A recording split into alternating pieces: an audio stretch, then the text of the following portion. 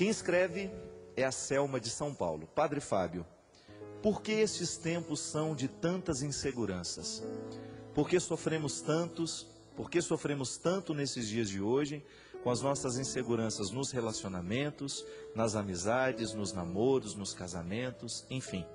Estamos todos imersos em uma grande rede onde as pessoas se descartam com tanta facilidade. É verdade. Aliás, eu tenho ficado assim, é uma característica da pós-modernidade, né? Falar um pouquinho de filosofia aqui, só para a gente introduzir, né? Vocês sabem que na história da filosofia, nós sempre tivemos grandes questões que norteavam os filósofos. Por exemplo, a primeira fase da filosofia no mundo foi a mitologia. Então todo mundo queria explicar a origem do universo. Então muita criação mítica, a filosofia nasceu da mitologia. Logo depois nós temos aquela fase em que os filósofos se ocupavam das questões físicas, porque eles queriam dar uma explicação da origem do universo. Igual estão hoje querendo, né, simular o Big Bang para poder descobrir a origem do universo. Então os filósofos, eles se ocupavam, por exemplo, tudo nasceu da água, tudo nasceu da terra, tudo nasceu do fogo. A questão era física. E toda a filosofia daquela época girava em torno de um mesmo objetivo. Depois vinha a Idade Média. O sagrado toma conta da reflexão. Tudo o que se reflete é em torno de Deus. Tudo o que se reflete é em torno do sagrado. A filosofia fica o tempo todo girando em torno das questões religiosas. Pois na Idade Moderna é a razão. A grande questão que motivou a filosofia na Idade Moderna foi a razão, a intelectualidade, o conhecimento. Gente, uma das características da pós-modernidade, que é justamente o tempo depois da modernidade, é justamente não ter um fator em comum para a reflexão filosófica. Em outros tempos era como se nós tivéssemos uma mesa redonda, onde todo mundo senta para conversar. Então a mesa é essa aqui, ó. Na Idade Média o assunto era o sagrado. Nós nos sentávamos em torno dessa mesa e a gente conversava sobre isso. Não tinha outro assunto. Na Idade Moderna a gente discutia as questões da intelectualidade, da razão. A pós-modernidade não tem isso. Nós não temos um ponto em comum. Está tudo muito disperso. Tanto é que tem uma expressão de Marx, um dos grandes, né, filósofos dos nossos tempos, contemporâneo praticamente, né, que era justamente, ele tinha uma frase assim: tudo o que é sólido desmancha no ar. Sabe o que ele queria dizer com isso? Na verdade, Marx está fazendo uma grande crítica da modernidade, da pós-modernidade, poderíamos dizer assim. Não há nada que sustenta mais. As pessoas já não têm mais as seguranças de antes. Antes você se casava na certeza de que você ia morrer ao lado dessa pessoa. Estou errado? Não estou. Pega pessoas que viveram há 60 anos atrás. A mentalidade dessas pessoas, qual era a cabeça delas? As coisas são mais definitivas.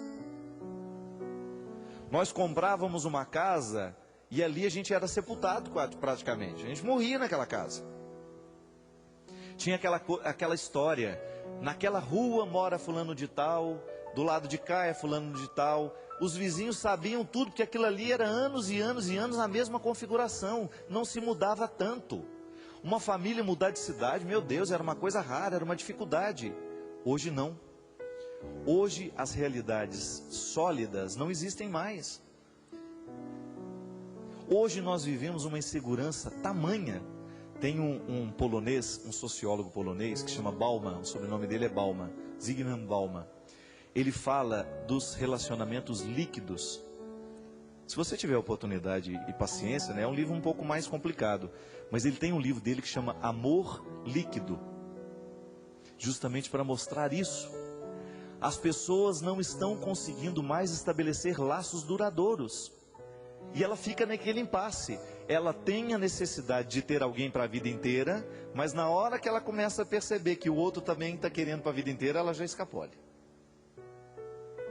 Eu quero, mas não quero tanto assim. Eu quero, mas eu quero continuar livre. É aquela velha história, né? Eu quero mais. É aquela velha história. Outro dia eu estava falando: eu não aguento mais essa história. A mulherada está numa base do encalho, né? Tá todo mundo muito encalhado hoje, né? Uma mulherada encalhada por esse Brasil afora que é impressionante. E aí, geralmente eles terminam do mesmo jeito. Eles começam assim, namora, fica, né? Fica naquele processo, vai ficando, até que começa a namorar.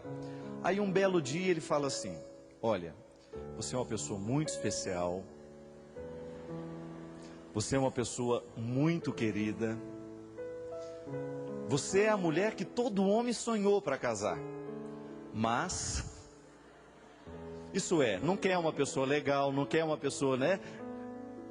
Ele quer uma pessoa ruim então, porque se encontrou tudo isso, está descartando, o que ele quer afinal de contas? Aí uma amiga minha está falando: olha, na hora que começa a falar que eu sou especial, isso e aquilo, já me dá um frio na barriga, porque já sabe que já vai ser descartada. É verdade. Agora eu pergunto para vocês, como é que nós vamos curar isso dentro de nós? É verdade, hoje está todo mundo muito instável, as nossas relações humanas são líquidas. O sociólogo polonês tem razão. Gente, você experimenta isso na sua carne o tempo todo, o quanto que nós estamos inseguros. Olha o assunto que nós começamos o programa hoje. Um pai que esquartejou um filho. Isso antes cabia só em filme de terror, gente. As relações são líquidas, elas não valem muita coisa a mais. Nós estamos nos descartando com muita facilidade. E essa insegurança, ela vem para o campo afetivo, ela vem para o campo profissional, ela vem para os seus relacionamentos de amizade, porque você não sabe quanto tempo você tem as pessoas. Pode observar, às vezes, tem aquela música do Oswaldo Montenegro, que é uma facada, né? Faça uma lista dos grandes amigos, quem você mais via 10 anos atrás, quantos você ainda vê todo dia, quantos você já não encontra mais. É verdade. Pensa, quais são os amigos de 10 anos atrás que ainda são de hoje? São poucos. Não estou sendo pessimista, não. Estou sendo realista. Cada vez mais nós estamos tendo dificuldade de estabelecer relacionamentos profundos. Ah, estou indo viajar com uma amiga. Que amiga? Ah, conheci na internet. Mas vocês já se viram com uma amiga? Não, a gente vai se conhecer agora. Então veja bem, as facilidades. Outro dia teve uma que casou, gente. Ela casou com um rapaz em Portugal. Estava indo fazer a lua de mel, mas ia encontrar com ele lá. Não tinha visto nunca. Lá no interior de Minas Gerais, uma pessoa que eu conheci. Ela se casou, fez tudo, namorou, casou e foi passar já a lua de mel. Ela ia encontrar o namorado na lua de mel, que o casamento, a papelada já estava toda feita antes dela ir. Agora eu pergunto para você, isso gera um mundo virtual. Nós estamos cada vez mais virtual. É aquilo que a gente falou, a gente não escreve mais carta, a gente manda e-mail. O que é um e-mail? Onde que ele está? É igual aquele diabo daquele negócio do computador, né? Houve um problema grave, aconteceu no seu sistema. Meu Deus do céu, o que eu, né? Já te dá aquele frio na barriga. Aí fala assim: deseja enviar um relatório? Quem vai ler esse relatório, gente? Alguém já mandou? Já recebeu uma resposta do relatório? É tudo virtual. Você recebe aquilo, houve um erro grave, você deseja enviar um relatório? Que coisa mais descompromissada, sei lá quem vai ler esse relatório. É mentira, é tudo uma... O mundo virtual, ele é cheio de possibilidades, mas ao mesmo tempo, ele é vazio. Você tem a sensação de que você tem muitas possibilidades, mas no fundo você está sozinho.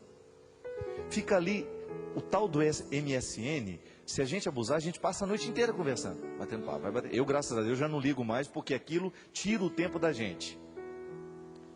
Não, mas quando você tem um amigo alegrinho, né? Aqueles que mandam com uma interrogação e ela fica pulando na sua tela, manda uma exclamação, 300 exclamações, ela fica dançando, ela anda para lá, ela anda para cá.